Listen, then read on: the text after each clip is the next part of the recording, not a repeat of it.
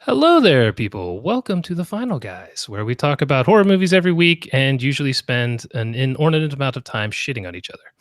I am your host this week, horror author Jason Brant, joined as always by Monster Man Jack Campisi. When we do that, are we literally or figuratively? That's for us to know and everyone else to find out. Okay. And fellow horror author Hunter Shea. Hello! How is everybody today? That is a fancy little glass you have. Care for an aperitif? What the hell is that? It's a little wine glass. This is what we used to give my kids to drink wine when they were little. And it was clean, so I'm using it tonight. He stole it from Don Corleone after he died in his apple orchard or whatever it was. No, but I stole this coat from a Squatch that was going through my garbage last night.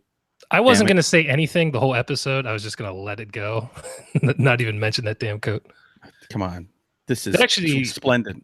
That actually looks like a glass Helen Mirren would be drinking in the movie we're discussing this week, Winchester. Welcome to my home. If she could get it under that veil. You look like the Saturday Night Live Chewbacca Jack Lemmon. What the hell is a Wookiee? Oh, boy. So as always, we're going to start with a little horror news. But before we get going, Hunter, do you have some drinking rules for us? I don't really have the rules. I just say the rules. Sheridan has the rules. And here are the rules. Anytime you hear Jack say these words, Jillian, sequel, or haunted, drink. Anytime I say Sasquatch, well, you've already been drinking. Mirren or theater, drink. Anytime Jason says Jesus, or Jesus says Jason. Isn't Jesus coming on later? Wasted or paid, drink. And the bonus words are Super Bowl, recommend, and house. Is house. It is understandable how you could get me mistaken with Jesus. I'll let that go. Yep. I wish both of you dead at age 33. Okay. You remind me more of the Jesus from The Big Lebowski. Nobody fucks with the Jesus. Dude, Jesus was pretty badass in that. He was. All right, let's jump into some horror news here. What do we got, Jack? Guys, I have some really, really, really important horror news this week. Oh, God. You know how we like to talk about this Quentin Tarantino, Charles Manson movie that's potentially going to come out? Mm-hmm. And then last week we discussed how now there's a Hilary Duff Haunting of Sharon Tate, Charles Manson related movie. Well, that's not enough, my friends. We need more Manson.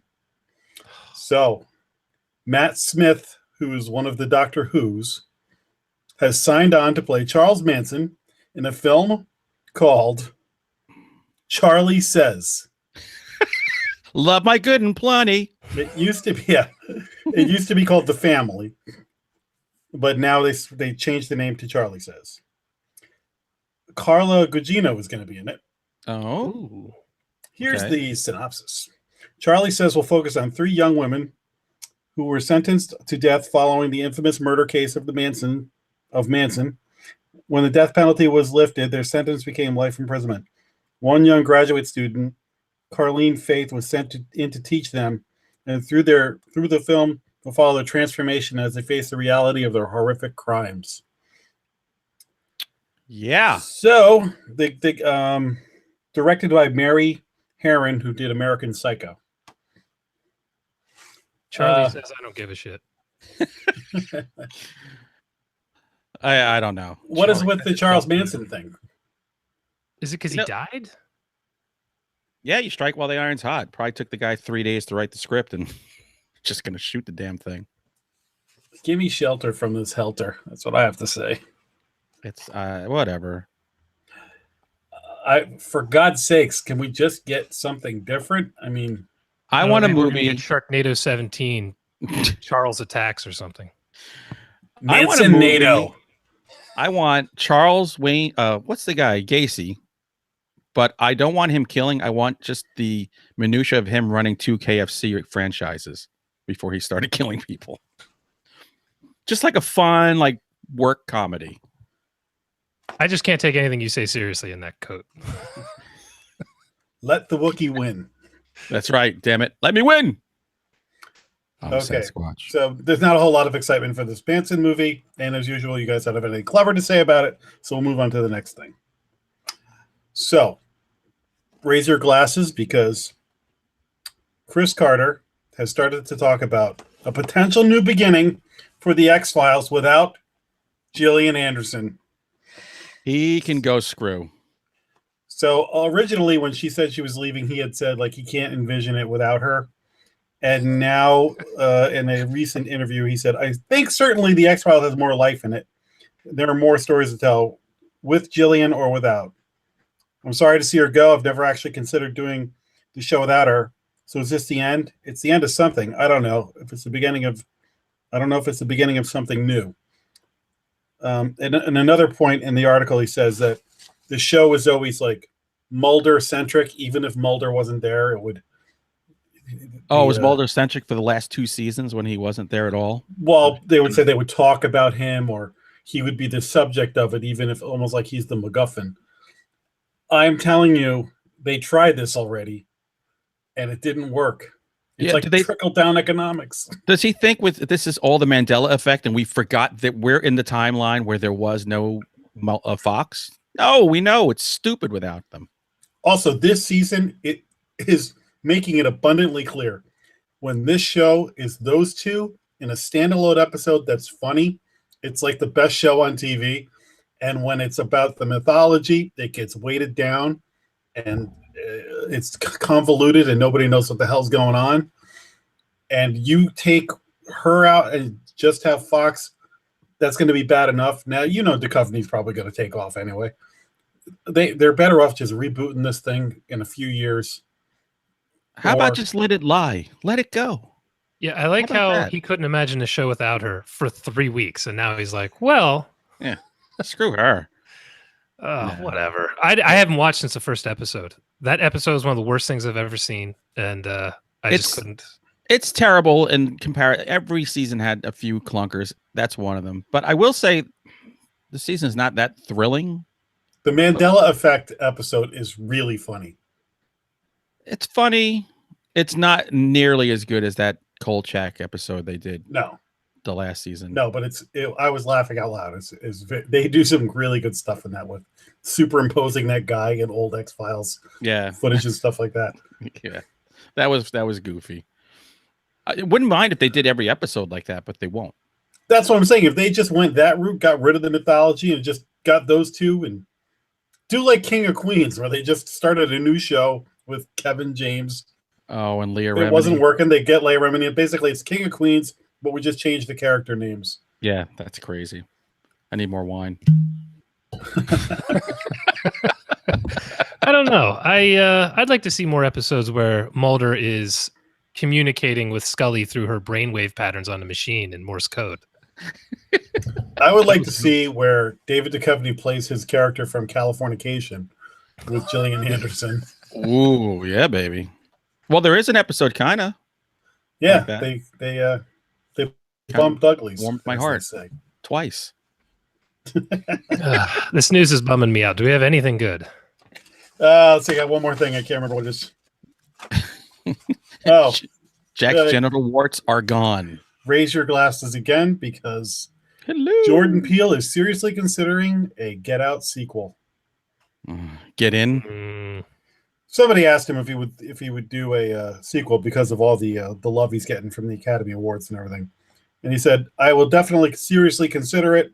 I love that universe and feel like there's more stories to tell. I don't know what it is now, but there are some loose ends." So he didn't commit to anything. He just said he could revisit it, which tells me he'll do some other projects, and then in a couple of years, somebody will drive a dump truck full of money up to his house and say, "You know, that Get Out was a bankable project," and he'll be like, "Okay, let's do a sequel." I don't know. I don't know. Hollywood can't leave well enough alone. The way that ended was perfect. The story is done. Like let's leave it alone. Right. Or maybe he wants to tell the story of Stephen Root, the blind painter. Yeah, but what if it was an Asian person instead of an African American person? No, that would just lead to a whole new thing to admire them for. I almost said something I'm not going to. Or maybe a Native American. You know, there's Let it countless go. races. I don't know. Listen, I love that movie. Not too crazy about the sequels. Get back. So I'd like to see Jordan Peele. He's going to be doing the Twilight Zone reboot. That'll be good. The guy, he's got his A game going. I have a feeling if he does do a sequel, I would trust him over a lot of other people, but we'll see. Just again, it wouldn't be a horror podcast if you didn't have a eye-rolling sequel talk going on. The problem with the sequel is even if he's at the helm, it's a bigger thing and there's more studio heads involved in screwing it up. That's unfortunately what happens. They should do a sequel to Keanu. Yeah, I'd rather watch cat that movie. Hey, you want to hear some other news? This is just a little tidbit, just to Yeah. further how crappy news is. Do you know what the box office is for this Insidious movie right now? The Winchester movie or Insidious? No, Insidious, The Last Key. Now it cost $10 million to make. How much do you think they've made so far? $1.50. Worldwide? Yeah, I don't know, 150? 160 and rolling. They're probably going to finish at $200 million. I've not heard good things about it. My daughter, she's not big into horror. She doesn't like being scared. She said, I laughed through the whole, it was laugh out loud funny and boring. It was like between really boring and then so stupid, even kids thought it was laughable. So Can't wait to see it. Yay. 160. Winchester ain't going to make that much money. I'll tell you that. Oh, no. Because it's not Blumhouse. We won't get a sequel? Oh, we might. God, no. Please. We might. Well, they're not going to make as much money as they thought they might when they heard we were going to cover that movie. That's right. Damn it. They're sweating now. Waiting to hear what we're about to say. All right. So is that it for the news? That's all the news is fit to print. Well, gentlemen, let's jump into a couple movie recommendations. Let's Hunter, what do you got? First, before I start, this just came in the mail. Didn't even know it was coming. For those of you who read my Mail Order Massacres series last year, Just Add Water with Killer Sea Serpents and Money Back Guarantee, it's going to be out in paperback. Mail Order Massacres, all 3 novellas in one, in print. Oh, I didn't know this was coming my way. Didn't know it was coming out. I thought later in the year. It's actually coming out mid-March. So some cool news. It's nice to see that in print. Mail Order Massacres is an awesome name. Oh, well, that wasn't even my idea. That was my editor. He's good that way. Okay, what did I watch? I watched a few movies. I watched one of my favorite movies of the last few years, You're Next. That Good came flick. out, I think I saw it, 2013 is when I saw it in the theater. Directed by Adam Wingard, or Wingard, however you want to say it. He VHS The Guest. Did you guys ever see The Guest? oh yeah. Yeah. That's a good movie. And Death Note most recently. This is still my favorite of Wingard's movies. I think it's just, it hits every note. It made Sharni Vincent one of my favorite femme fatales. No, she's not a femme fatale. Just awesome horror chick. She's not a scream queen. For a girl who weighed 80 pounds, probably in real life, boy, she could kick some ass. That movie's awesome. That was in both of our top 10s that year. Oh, yeah. That was a great That one. was my number one. And it brought Barbara Crampton back. So since then, she's been doing a ton of movies. So we got to bless that movie for that. And that movie was one of those great movies because she fights back. Yeah. Mm-hmm. And they like looking at her like, how do you know how to do this? She goes, yeah, I grew up in a survivalist camp. Oh, okay, sure. You're Australian. It sounds right. And people who don't like Ty West love this movie because you get to watch him get an arrow through his eye wearing his stupid freaking scarf on his neck. He's Says the guy with a Chewbacca jacket. right. And if an arrow came right through here, I'm sure people would applaud. So watch Your Next. Your Next is probably, that would be in my top 5 of all movies since 2000. I can watch that over and over and over. That's fair. That's fair. We should do that sometime. Look at from 2000 to now and like what's good. Oeuvre. Number 1 is still It Follows. I listened Death to Note for me. Winchester. Winchester might take it for me. Yeah, a Winchester in our mouths. I heard Sophia Coppola. I think she was on Mark Maron's What the Fuck podcast. I heard her. Anyway, she was talking about The Beguiled. And I love the movie, the original with Clint Eastwood. And I had no I just desire. picked it up. I was going to watch it for next week. Oh, really? Yeah, I've never seen it. I won't give anything away, but Sophia Coppola is a very good director. Every shot is just, it's luscious. She just has a way of framing things. It's got a great cast. I mean, you have Nicole Kidman, Colin Farrell, who is an Irish guy who joined up with the Union soldiers when he landed, I think, in New York, which is true to the book. So this version is more true to the actual. Who knew there was a Beguiled book first? You also got your favorite, Jack, Elle Fanning, and I'm in. And Kirsten Dunst. Bring it on. All the performances are solid. Has a kind of a minimalist but creepy kind of score to it. I think you'll like it. It's not like racing cars and Vin Diesel and stuff like that, but for atmosphere, I thought it was awesome. I've been very curious to watch this movie, and I'm interested. Is it slow or is it? Oh yeah, paced or? It's slow, but this version tells the story more from all the girls' point of view. Like the original is more from Clint's point of view. This is more from the girls and the women in the house. So I thought it was really. Who's the MVP of this movie? Who's best performance? Kirsten Dunst. By far. She was great in this. Colin Farrell is actually pretty good too. So I won't tell you any more, but check it out. And the last movie I watched, somebody at work told me about this dude Hector, who likes horror movies because he's awesome. Godzilla, Planet of the Monsters on Netflix, which I found out it's part one of a trilogy. So each one will be about an hour and a half long. It's a full-length movie put out by Toho Animation. It's a mix between computer animation and regular hand-drawn animation. I gotta say, it's one of the most enjoyable Godzilla movies I've seen in a long, long time. Because it starts in space. And the world has been, all these monsters came about at the turn of the century, started destroying the world. Godzilla came, finished it. 2 alien races came, rescued some humans, and then they're traveling away like Battlestar Galactica style. And they decide, well, we're never going to find another home. Let's turn back. And then there's that whole time paradox because they're traveling at the speed of light. So when they get back, it's thousands of years later, and Godzilla's still there. It's real. The battle scenes in the end are just bonkers. And I thought it was really well done. I've seen mixed reviews, but I loved it. I almost watched this movie last night, but it was a little bit late, so I watched something else that was only an hour. And I said, I'll watch this for next week. So I'm glad to hear that it's good. What was the name of it? It's Godzilla. It's Godzilla on Netflix.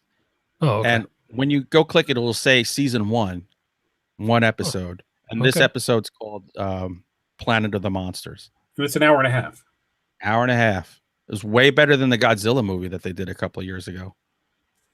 At least for my money. And the Godzilla here is fat and ferocious. Like me, baby. It's Jackzilla. And the book that I suggest you all read, it's Raid by K.S. Maribeth.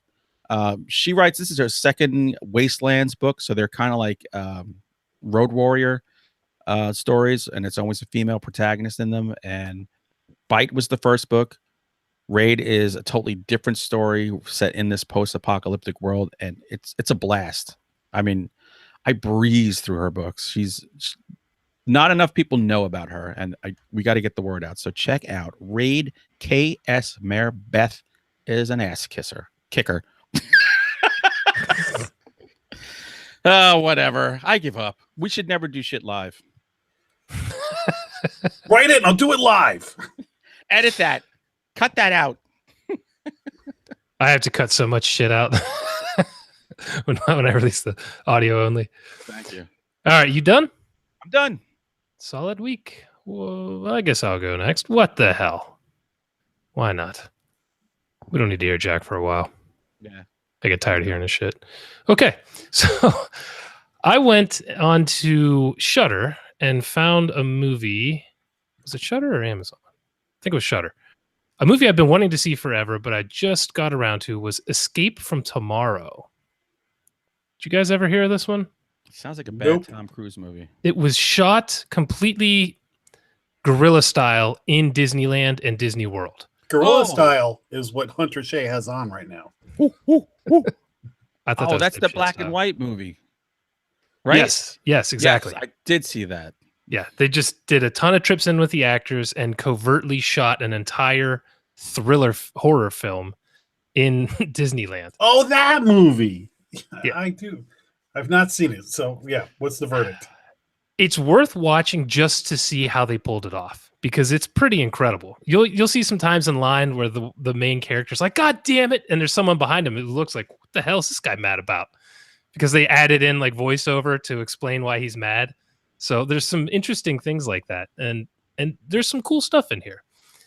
The story was bizarre and I had trouble following it, particularly towards the end, trying to exactly get what the hell was going on. It's trippy. It's really weird. So it's not going to be for everybody, but just from a filmmaking perspective, it was really cool. There was some green screen work in it that was odd, like very obvious green screen to the point where I wasn't sure if he was doing it on purpose or they didn't have the budget. I didn't really know what was going on there. I think it was like you done in his basement. You know, I mean, right? Because he was just sneaking cameras in. I'm not belittling you. The $1 million question here, though, is what was the freaking aspect ratio? We're all waiting, bated breath.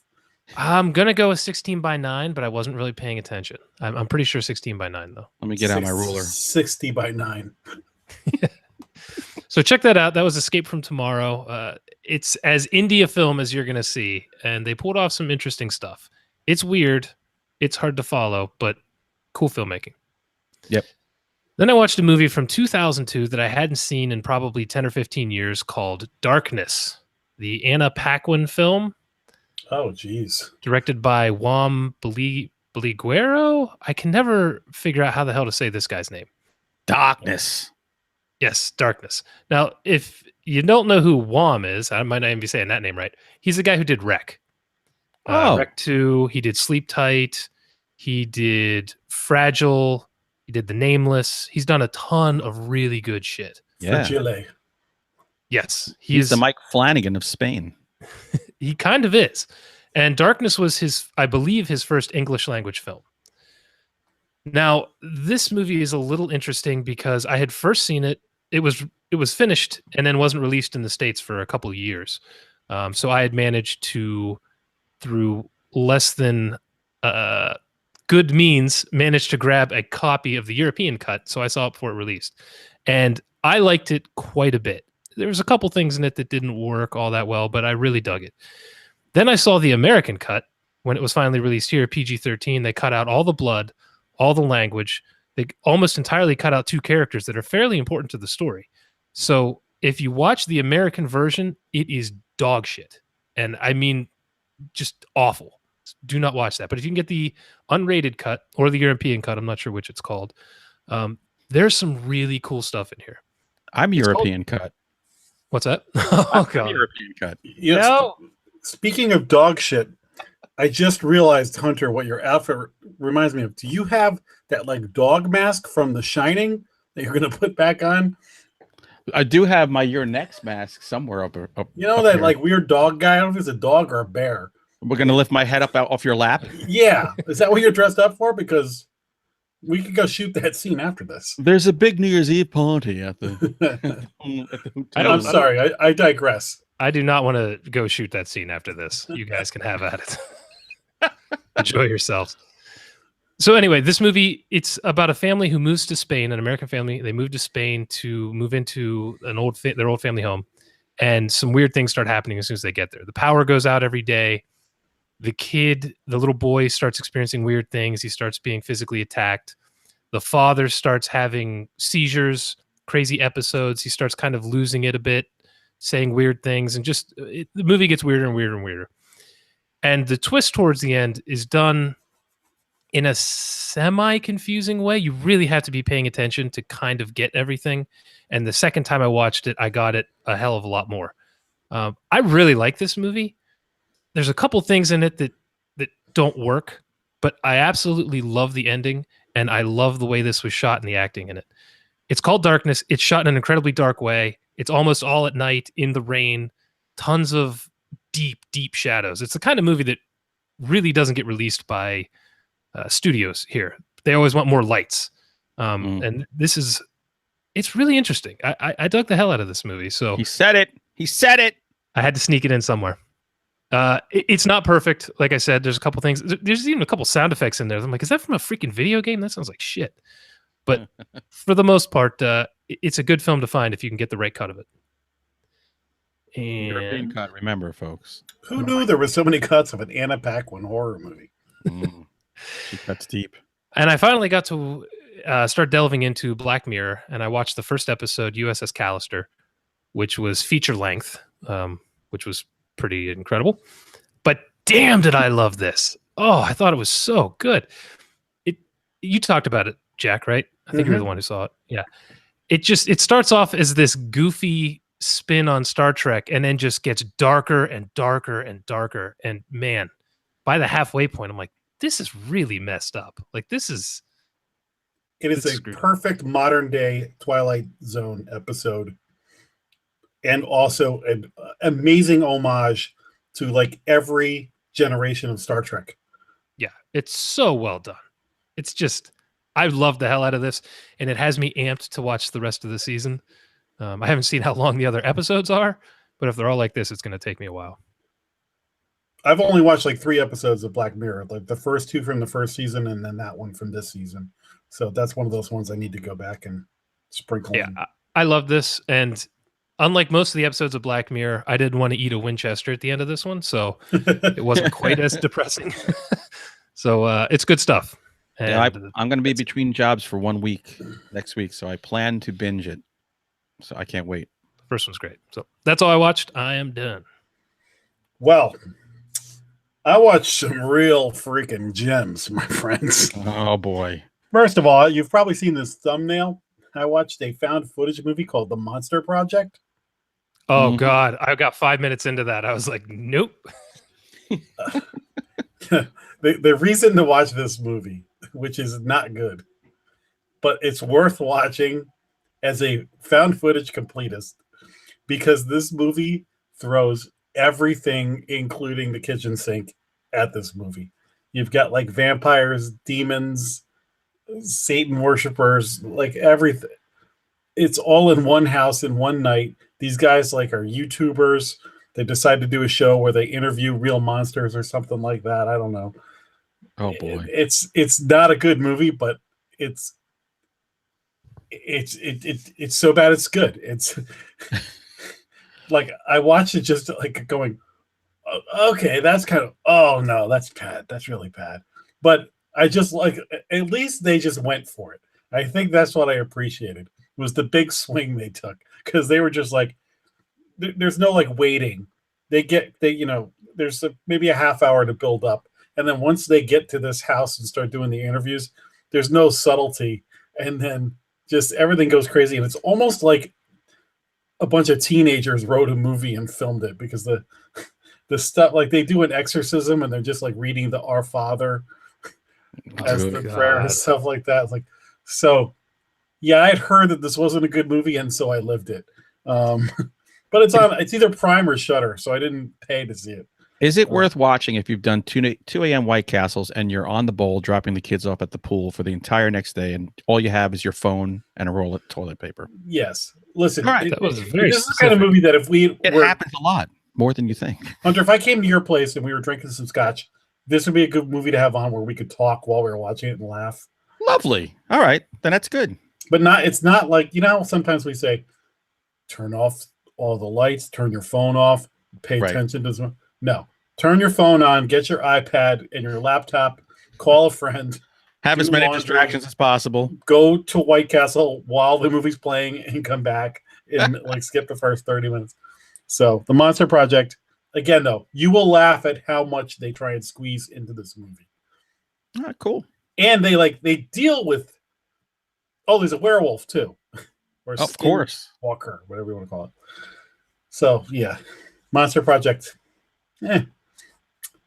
Then, as you know, I'm a fan of the vampire movie, good and bad. And so I'm kind of searching around for what do I want to watch. And I have a bunch of these vampire movies like bookmarked in Amazon and things like that every once in a while I'm like, I got to get around to watching some of these. Or I'll look at it and be like, what are the other movies that like it recommends underneath it, and just go down some rabbit hole. And I stumbled upon this movie called The Last Sect. I was like, yeah, what's this? And then I saw a name in the starring, David Carradine. Oh, what? Star quality. So boop, and it was like Prime. So I think it was Prime. So I'm like, all right, I gotta watch this. David Carradine plays the ancestor of Van Helsing. So he is Abraham Van Helsing. This movie is about sexy vampires. And it clearly wanted to be a Cinemax movie, but they did not get the rating or something. So there's a lot of suggestive camera work and kissing and wandering hands. And then right where Cinemax would go for a softcore scene, this movie just kind of dances around it. But it keeps hinting that it's going to do that, but it never goes there. Is this the movie that gave him such a bad case of blue balls he accidentally hung himself tossing off? Probably is. Well, we can definitely say this movie is not the most embarrassing thing that ever happened to him. Right. They also recycle a lot of the same scenes over and over again with like red filter over the camera or flashbacks, or there's like music playing, like kind of like charmed goth music while somebody's walking in slow motion down a hallway. It's a very fun, bad movie. It's not. All right. I mean, it's David Carradine. Yeah. Once I knew what I was getting in for, so I was like, oh, let's see how this is. And it's again, I was really batting 1,000 this week. Yeah, you really were. So, as I told you last night, I was thinking about watching that Godzilla, but it was a little late.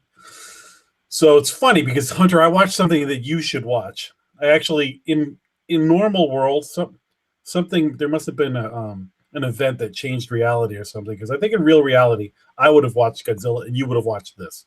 It's called Patient 17, and it's a documentary on Netflix. Oh, the alien, the guy with the implants. Yes. So this is about this guy who removes like implants from people that he thinks are alien implants. Roger Lear, I think. And then there's this like goofy like dude that looks like he lives in his parents' basement, but he's like 50. Who like, I'm surprised he didn't have like Doritos dust on his t-shirt. And he's like he sends the sample to the lab and then analyzes the metal and is giving his reports back on a lot of the materials found are not of this earth. They came from asteroids or from space or whatever. So this one guy is like this older dude. He's patient 17. And so they're giving him like the news, like, yes, we think that this might be an alien implant or something. And of course, he's like, this also could just be a piece of metal that shot across the room when I was a kid and it stuck itself in me or something like that. Yeah. So it's only an hour long. I don't want to give too much away, but it's weird, and it's kind of worth a watch. It feels like kind of an amateur production. I paid $5 to watch it when it first came online. Oh, so you've seen it? Yeah, I did. How old is this guy? Was this the guy who was on Unsolved Mysteries back in the day? Roger Lear? Roger Lear's been doing this since the 80s. Okay, I feel like I saw him on there once. He was pulling like little cylinders and shit out of people. Yeah, he's dead now. This was like the last thing that he ever did, but I didn't write down the names of anybody involved in it. I just literally, one of my pals on Twitter actually had said he was watching it. I was like, oh, so I flicked over and I checked it out. And Hunter, I was watching it the whole time going, oh God, like I should just text you right now and be like, turn this on and let's live chat it or something. So I would watch it again to do that. I can't believe I paid money. Out of the 3 things I watched, that was actually probably the best thing I watched. Wow, what a crappy week. So I really had the trifecta. of movies I watch. However, I would say the last sect to see David Carradine. I didn't realize that we've had Laurence Olivier and Anthony Hopkins and many other people play Van Helsing, and now David Carradine is on that Mount Rushmore of vampire slayers. And the movie does start with him playing a flute, like very Kill Bill and Kung Fu. Oh my God, that's so dumb. Flute or skin flute? That was a different movie. That was when he was done. Why can't I sleep with these girls? Just go back to your hotel, David. That's all I got. Where's my belt? All right. Unfortunately, we're about to jump into the main feature. Spoiler. You said unfortunately. So some of us watched Winchester and some of us are lucky. Hunter, since you're the one who wanted us to go see this, would you please describe Winchester? Yes. Well, first of all, I wanted to see this because there have been only 2 releases in horror all year, and we couldn't just miss both. So we chose the one. It's based on the true life Winchester house of what's her name? Mary Winchester, Agnes. I don't know. Anyway, she is the widow of the man who built the Winchester Repeating Arms Company, and she's built this house. And in real life, there are mediums that tell her that she's going to be plagued by the ghosts of everyone who's ever died at the hands of a Winchester gun. And so she builds this elaborate house and never stops building 24/7, 4 years, with passages that go nowhere, rooms that lead to 40-foot drops or brick walls to confuse the ghosts so they can't get her. In this story, the Winchester company hires this laudanum addicted psychiatrist to, why him? I don't know, but to go live with her for a week and find out if she's sane or not. And it just goes from there. There you go. What more do you need? I'm just going to jump right into it. Do you think this is an early contender for worst movie of 2018, theatrically released? I think from what I hear, it's not the worst that's come out so far. I hear Insidious, the last key, is far worse. That would blow my mind because this movie is so bad. And I don't understand how. The Winchester house has a very unique, very interesting story to it. If you just followed this true story or the rumors of the true story, that alone, you could mine that for good stuff. It has good actors in it. Oh my God. The directors did Predestination and what was the vampire movie they did? Daybreakers. These are not hacks what in God's name happened here? That's what when I watched the movie, I said, this is a movie of lost opportunities. You had, the budget was only $3.5 million, but they had a great set. You had a great real house that you could just mimic, right? You see like 3 rooms of it for the most part. That's the problem. The film is capably done. Helen Mirren's probably the best actress you could ever choose to play Widow Winchester. It just was missing a coherent story. And what it fixated on was so goddamn dumb, it frustrated me. And it was boring and not scary. 0 scares. 0. So that's the thing. It was incredible. I don't think the movie's so much bad as it's just boring. Nothing really happens in it. I would disagree. I would say when it becomes an X-Men movie towards the end, it gets ungodly bad. Yeah.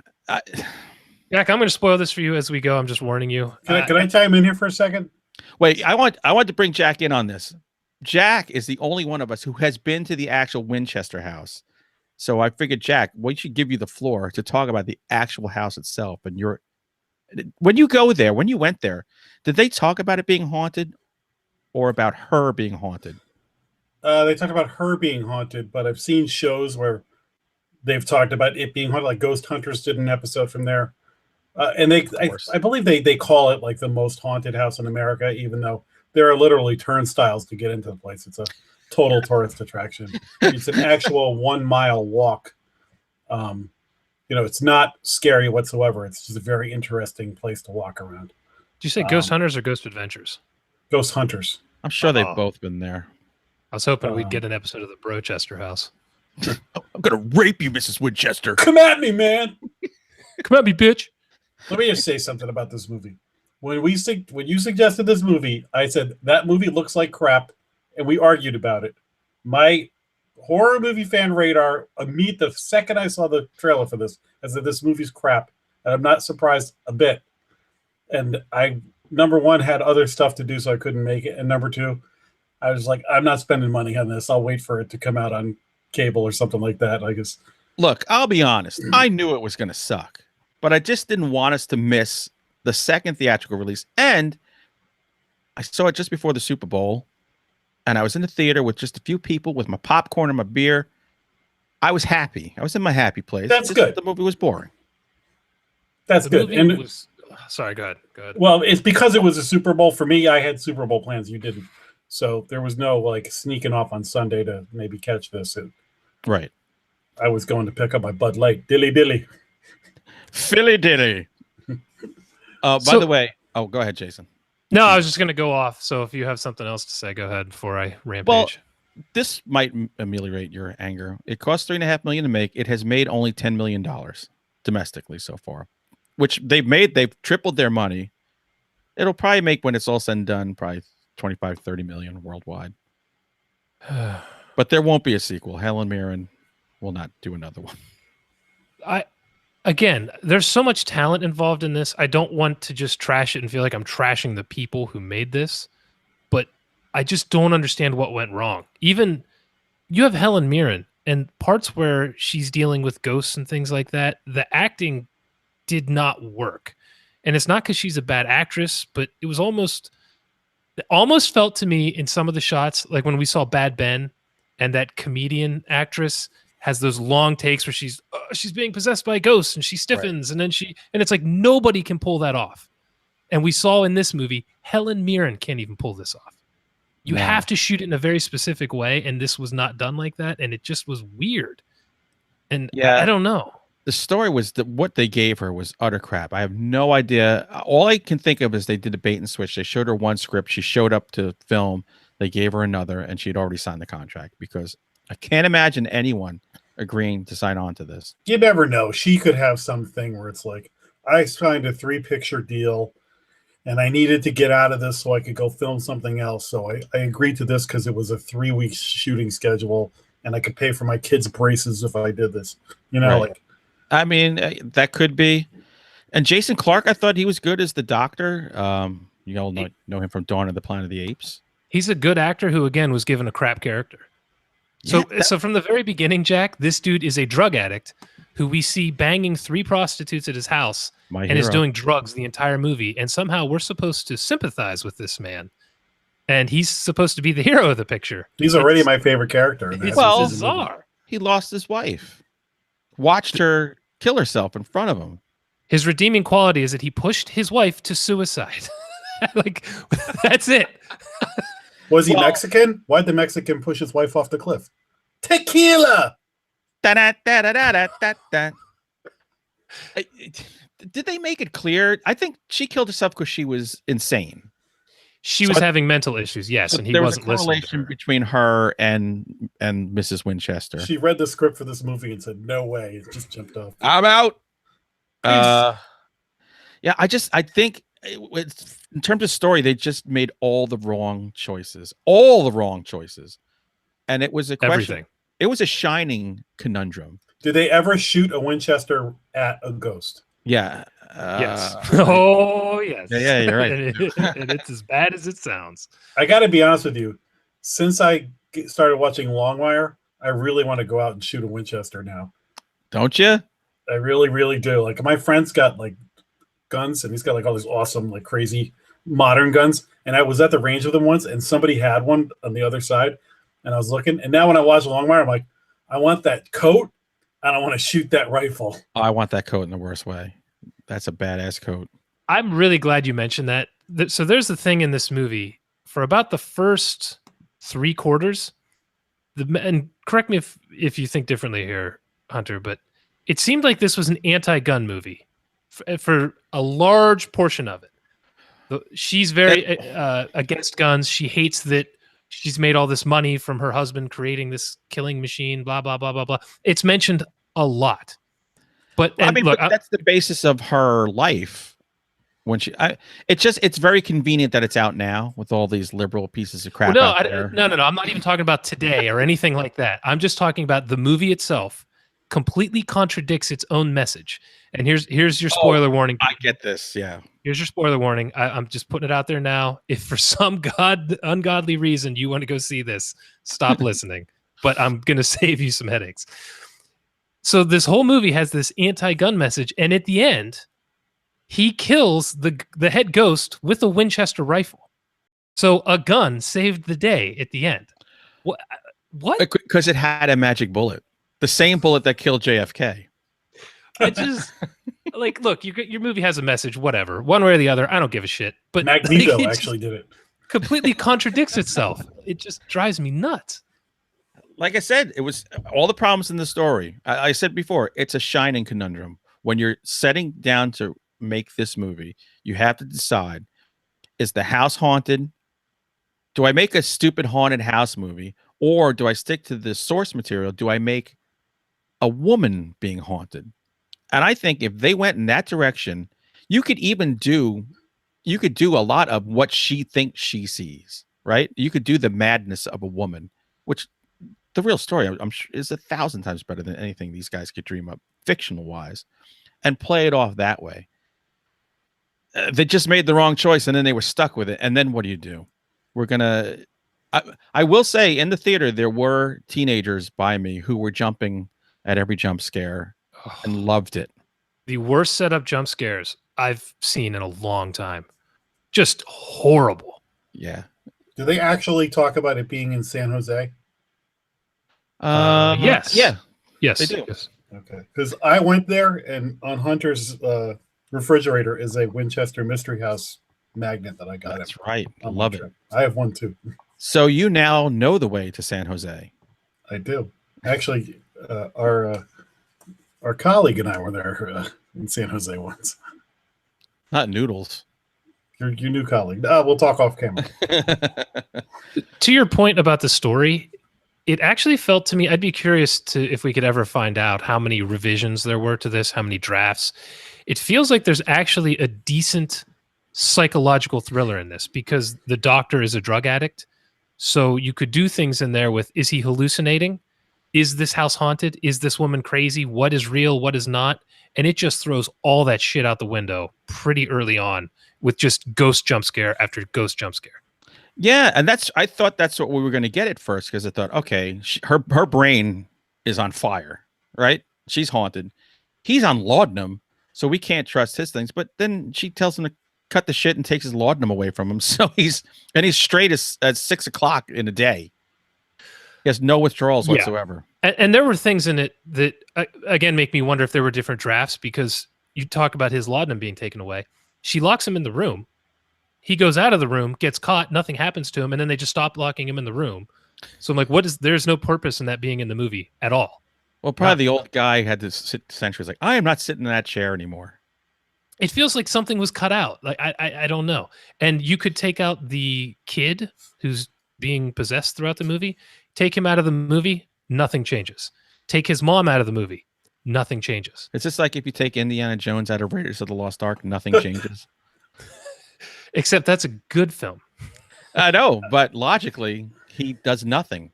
He accomplishes nothing. He has no impact on the story. I have a very important question. Yeah. How's Helen Mirren looking? Like a 70-year-old British woman. So it's hard to tell. This is another thing. Actually, my wife noticed right away. Every time there was a close-up of Helen Mirren, the movie had a soft, like, defocus on it. Yeah. And I don't know if they filtered it to make her. Yeah, but the whole thing looked like that. So it was weird. I didn't know if they were trying to do the Tom Cruise thing where they try to smooth out the face and they didn't have the budget, or if this was supposed to be she's some higher being because of the ghost thing. I couldn't tell, but it looked like shit. That was invented from the show Moonlighting, whenever they filmed Sybil Shepherd with 4 inches of Vaseline on the on the camera, on the lens. That's what it looked like. It looked like they put something on the lens to soften it. It looked terrible. Yeah. And she didn't look that good. I couldn't tell whether it was they were making her up to look more stern and severe whenever she didn't have that stupid veil over her face. Oh my god. And Oh. here, why would they choose a drug addict on sabbatical, on a to total debauchery sabbatical? Why is he the guy they chose? So she chose him because his wife was at the mansion. Oh, I think that's why she chose him. What? Why was his wife at the mansion? Because she was killed by a Winchester rifle. Oh, so her spirit there. Oh, Right. So that's why get she it. chose him, I guess. Dude, there's so much shit in this. Like, all the spirits are left out of the rooms. The nails come off. What happens with that? Nothing. Just put more nails on. So what did you guys have to eat during this movie? I had a lot of popcorn that made me feel like shit afterwards. I had the best bowl of popcorn I've ever had in my life. Oh, did you go to Alamo? Yeah. That's like you're eating at somebody's house. Oh yeah, because they get the metal bowl with the real butter on it, and then they popped it where it was just that had some of like the little burnt kernels in there. That flavor explosion. I had that, and I had Yonkers Lager. A few of those. I was happy. I almost fell asleep actually. I got so full and comfortable, and the movie didn't help you try to stay awake at all. The movie was so thrilling. How could you possibly fall asleep during it? I just kept, once I saw with the direction they were going, I'm like, well, all right, this movie's done. But it had everything because it looks pretty. It looks cool. Great actors, great background story. They screwed the pooch big time. This is the kind of movie I see get a wide release, and it really frustrates me because I've read so many good books. Where's Swamp Monster Massacre? For $3.5 million, you could make Swamp Monster Massacre, and there would be something interesting in it. For $3.95, you can make Swamp Monster Massacre, but Sci-Fi doesn't want it. God damn them! But could you have Helen Mirren as the swamp ape? Skunk ape. Oh, she could be. Mm. Oh no, she could be Madalena. Oh God, the things that happened to her. I don't wish that on Dame Mirren. What did you think about the end with the magic bullet and the Jean Grey gun levitations? And I mean, oh Jesus, this sounds good. When it goes off the rails, it really goes off the rails. I didn't care. At that point, I was really struggling to stay awake. So the first time my wife has ever shushed me in a movie was The Dark Tower, because I was like, what? Like, I was just so mad. She had to keep shushing me. Right. And the second time she ever shushed me was this movie. It was because I was laughing at the end so much, she had to quiet me down. Well, see, it gave you joy. Honestly, good.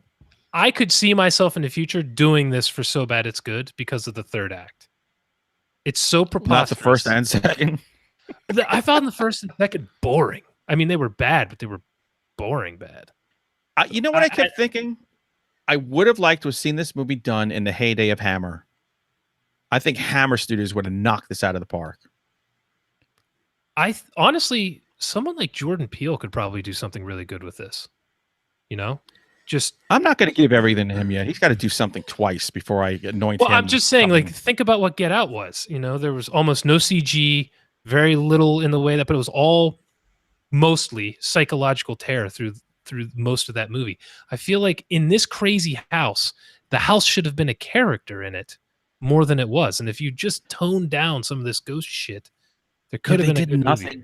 They did nothing with that house. The camera never explored the house other than, here's your room where we lock you in.